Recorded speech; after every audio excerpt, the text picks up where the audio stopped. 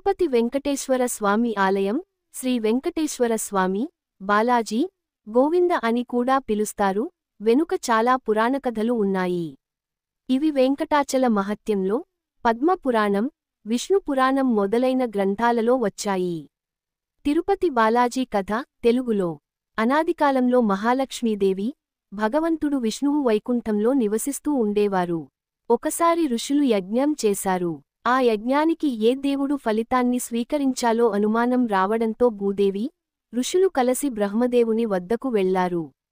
బ్రహ్మ సూచనపై ఋషులు భూమిపై ఉన్న వెంకటాద్రికి వచ్చి, ఎవరు నిజమైన పరమేశ్వరుడు అని పరీక్ష పెట్టారు. ఆ పరీక్షలో శ్రీమహావిష్ణువు స్వయంగా వెంకటాద్రి మీద అవతరించి, నేనే పరబ్రహ్మ అని ప్రకటించారు. పద్మావతి పరిణయ కథ. మహాలక్ష్మీ స్వామివారి మీద కోపంతో ఆయన వైకుంఠాన్ని విడిచి భూమికి వచ్చి క్షీరసాగరంలోకి వెళ్ళిపోయింది.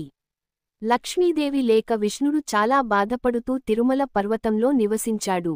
ఒక రోజు విష్ణుడు వేటకు వెళ్లగా, అకస్మాత్తుగా ఒక కొండచిలువ రూపంలో ఉన్న రాక్షసుని నుండి పృథ్వీదేవిని రక్షించాడు.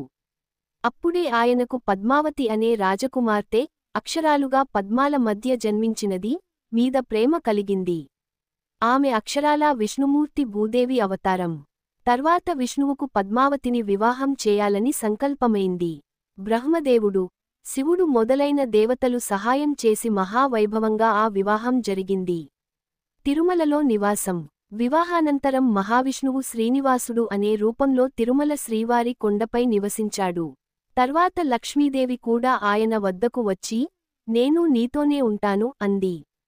అందువల్లే బాలాజీ విగ్రహంలో లక్ష్మీ తల్లివారి ముద్ర కుడిచేతి గుండెల్లో కనిపిస్తుంది. ఆ రోజు నుండి శ్రీనివాసుడు ప్రజల కోరికలు తీర్చే కరుణామూర్తిగా, వెంకటేశ్వరుడు, శ్రీవారి గా ప్రసిద్ధి చెందాడు. ఈ విధంగా తిరుమల తిరుపతి శ్రీ వెంకటేశ్వర స్వామి ఆలయం కలియుగ వైకుంఠంగా పరిగణించబడుతుంది.